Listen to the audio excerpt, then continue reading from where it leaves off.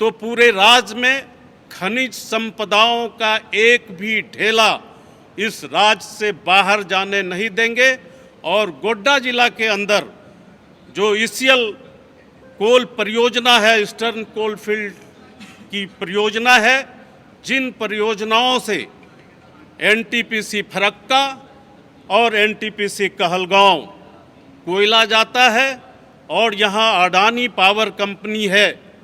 उसका भी कोयला उधर से आता है। मैं दावे के साथ कहता हूँ कि झारखंड मुक्ति मोर्चा और इस प्रदेश की एक एक जनता उसके खिलाफ सड़क पर आएगी और हम यहाँ से न तो कोल परियोजना से उत्खनन होने देंगे, न ही किसी प्रकार की ढुलाई होने के लिए देंगे। और अडानी पावर को जो कोयला सप्लाई होता है, उस सप्लाई को भी हम बंद कराने का काम करेंगे। जो कल भाजपा नीत एनडीए की केंद्र सरकार ने एक बिल, जिस बिल का नाम है खान और खनिज विकास और विनियमन संशोधन विधेयक 2026 को लोकसभा और राज्यसभा में पास कराने का काम किया है। और यह कानून वैसे सभी राज्यों के लिए जिस राज्यों में खनिज संपदाएं हैं, उन राज्यों के अधिकार के साथ खिलवाड़ करने के उद्देश्य से ऐसा कानून भारत सरकार ने बनाने का काम किया है। आज इस प्रेस वार्ता के माध्यम से हम ये कहना चाह रहे हैं कि इस कानून का झारखंड प्रदेश की एक एक जनता पुरजोर विरोध करेगी। और विरोध करने का मुख्य कारण ये है कि अब राज्य सरकार को किसी भी खनिज संपदा से भरपूर भूमि पर किसी तरह का रॉयल्टी, सेस और उपकर कर लगाने का अधिकार नहीं रहेगा। आप सभी जानते हैं कि ये राज्य खनिज संपदाओं से भरा पूरा हुआ राज्य है और इस खनिज संपदाओं से इस राज्य को रॉयल्टी और सेस के माध्यम से राजस्व की प्राप्ति होती रही है। और जिस राजस्व का जो बकाया हमारा है 1,44,000 करोड़, उस पैसे का मांग हम भारत सरकार से बराबर करते आए हैं, लेकिन भारत सरकार उस पैसे को नहीं दे रही है। और साथ ही साथ ये नियम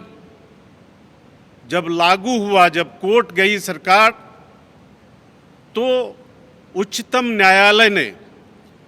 जुलाई 2024 में राज्य सरकारों को ऐसे खनिज संपदाओं पर और उनकी जो भूमि के अंदर में जो खनिज संपदाएं हैं उन पर कर लगाने का अधिकार दिया। और उसी कर के माध्यम से, उस एक यहाँ की सरकार ने एक कानून बनाने का काम किया। और उस कानून का नाम जो दिया, उस कानून का नाम है झारखंड प्रदेश में झारखंड बियरिंग लैंड सेस अधिनियम 2024 बनाया गया। और इसी लैंड सेस अधिनियम 24 के आधार पर राज्य सरकार को रॉयल्टी और सेस से 2024 और 25 में 1379 करोड़ की प्राप्ति हुई। वहीं 2025 और 26 में 7488 करोड़ की प्राप्ति हुई। और अभी जो अनुमान लगाया जा रहा था 26 और 27 में 13,215 करोड़ रुपये की प्राप्ति होना था। आप सभी जानते हैं कि हमारी राज्य सरकार ने अपने इस मद से यहाँ की जनता के हित में बहुत सारी जन कल्याणकारी योजनाएं चलाने का काम किया है, जिन योजनाओं से आप सभी लोग अवगत हैं। जैसे उदाहरण के तौर पर सर्वजन पेंशन योजना, मैया Samman Yojana, CM school of excellence योजना, जयपाल सिंह मुंडा फेलोशिप योजना, सावित्रीबाई फूले किशोरी समृद्धि योजना, मुख्यमंत्री रोजगार सृजन योजना, अबुआ आवास योजना, 200 यूनिट बिजली फ्री योजना, ग्रीन राशन कार्ड योजना, प्रतियोगी परीक्षाओं के लिए निःशुल्क कोचिंग की व्यवस्था, मुख्यमंत्री गंभीर बीमारी योजना के साथ साथ कई ऐसी योजनाएं हैं जिन योजनाओं को वर्तमान हेमंत सोरेन की सरकार ने यहाँ के जनहित में गरीब हो, दलित हो, पिछड़े हो, आदिवासी हो, मूलवासी हो, अल्पसंख्यक हो, सामान्य वर्ग के लोग हों, सभी लोगों के लिए जो योजना चलाने का काम किया है, इस योजना को समाप्त करने के उद्देश्य से, यहाँ के लोगों को लाभ से वंचित करने के उद्देश्य से भारत सरकार ने इस काला कानून को लाने का काम किया है। आप तमाम प्रेस के मित्रों के माध्यम से हम भारत सरकार को चेतावनी देना चाहते हैं कि इस काले कानून को आप शीघ्र वापस लेने का काम करें, नहीं तो झारखंड मुक्ति मोर्चा फिर 1980 के दशक को, जो आंदोलन 1980 के दशक में हमारे दिशम गुरु जो आज नहीं हैं, उनके नेतृत्व में जो आंदोलन हुआ था, उस आंदोलन की पुनरावृत्ति करने के लिए हमको मजबूर करने का प्रयास भारत सरकार नहीं करे। आपको मैं बताना चाहता हूं कि अगर भारत सरकार इस पर नहीं सुनेगी तो पूरे राज्य में खनिज संपदाओं का एक भी ढेला इस राज्य से बाहर जाने नहीं देंगे। और गोड्डा जिला के अंदर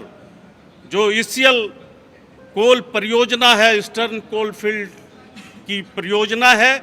जिन परियोजनाओं से एनटीपीसी फरक्का और एनटीपीसी कहलगांव कोयला जाता है और यहाँ अडानी पावर कंपनी है,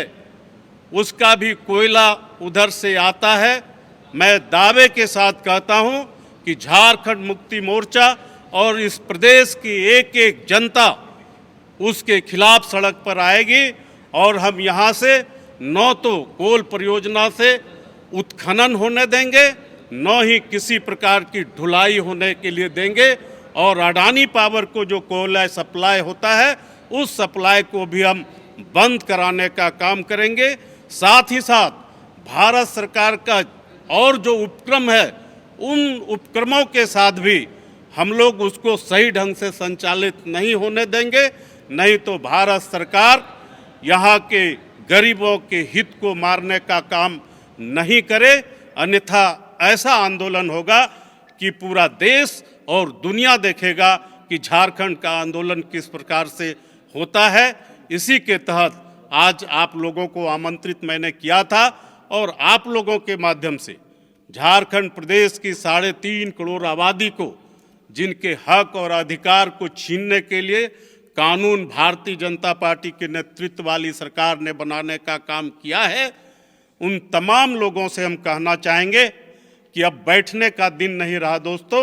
भाइयों, अब सड़क पर निकलें और इस बहरी, गूंगी, निकम्मी, जन विरोधी सरकार का खिलाफ करते हुए इस काला कानून को वापस कराने का काम करें।